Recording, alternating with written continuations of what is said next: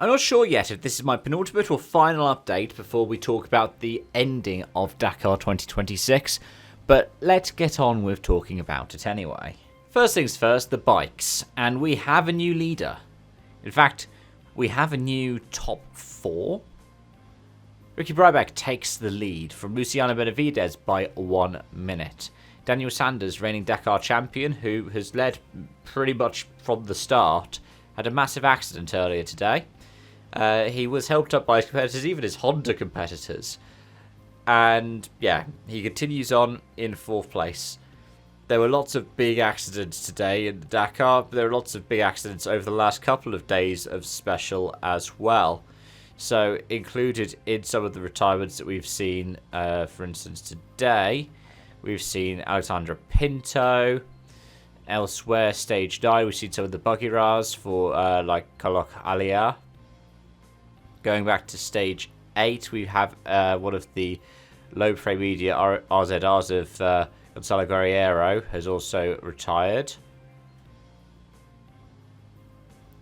So there have been a few different retirements because of how intense it has been, but overall the top 6 is still separated by about an hour, with Nacho Cornejo and 7th only 1 hour 1 off the lead with a handful of stages left.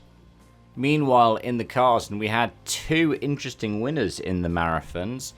One of them was Gottsau. Eric Gottsau, the 20-year-old, has ended up picking up a scratch. And today, for the first time since 2020, we have a scratch for the Century Racing factory team and their driver, Mathieu Serradori. Well done to Serradori and co-driver Loic Minardier. Well done to them for taking the scratch on the day. The rest of the top 5 over the second part of this second marathon test were 3 of the Dacias. Nasser Al-Attiyah leading Seb Loeb, leading Lucas Moraes.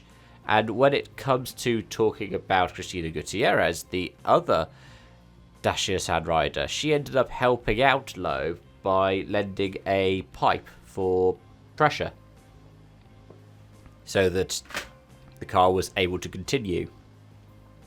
As for the Fords, the best Ford on the day was actually Denis Krotov.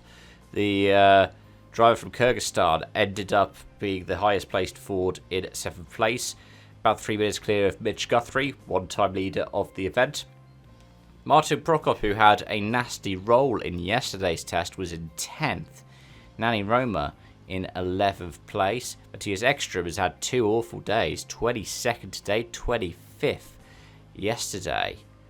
And I'm still continuing to try and score down. There's Carlos Sainz. Lost 45 minutes on the day. Nearly as much as Cristina Gutierrez, who lost 42. And it puts Sainz just ahead of the leading truck of Alain Leprai. But it also means that Nasser Al-Attiyah and Fabien Lecam, who was co-driver to Serradori when he last won the special in 2020, lead by 12 minutes from Henk Lattigan, who's had issues. He ended up being towed into the time control today by Toby Price, his teammate. Nani Roma rounds out the podium, making it 3 different manufacturers and 3 different nationalities of driver in the top 3.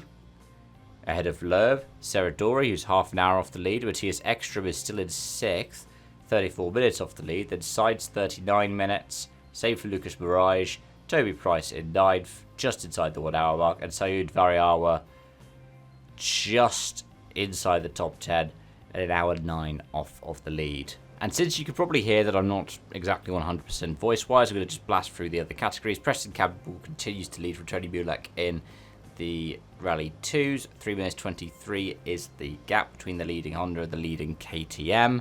With Ventura an hour 45 off, so that's going to make it quite close. Original by Motul, Mello still leads from Josep Pedro. It is 13 minutes and 39 seconds, the gap.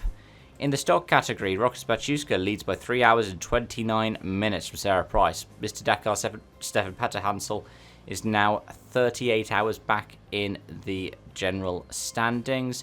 That's because of various different issues and essentially having to retire or forfeit a special. Podium's currently rounded out by Ronald Basso in the lead of the 2 remaining Team Land Cruiser Toyotas.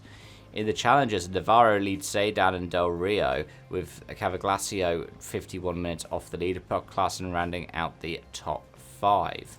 There have been some here, there's, and everywheres, though. Paul Spearings ended up picking up consecutive scratch wins as well, but is at the tail end of the top 10, nearly 3 hours off the lead, over 2.5 hours off the lead. Meanwhile, in the SSVs, Hager leads by over an hour from Carl Cheney, and Soltrite in third is 1 hour 21 off of the lead. Chaleca Lopez is in fourth and is a further nearly half hour back. Jan Kristoffersen's been having a good run. Of course, it's been a hectic Dakar for Kristoffersen and Ola Flern for the Low Media Motorsport RSR factory racing team, which included a crash on the prologue test, but second fastest, was it, in yesterday's special? Fifth fastest today. They've been doing quite well, and likewise in the trucks, Vaidotas Zala has taken the lead, has done quite well. From mechanical issues for Mitchell van den Brink, Alela Pry ended up losing time through penalties.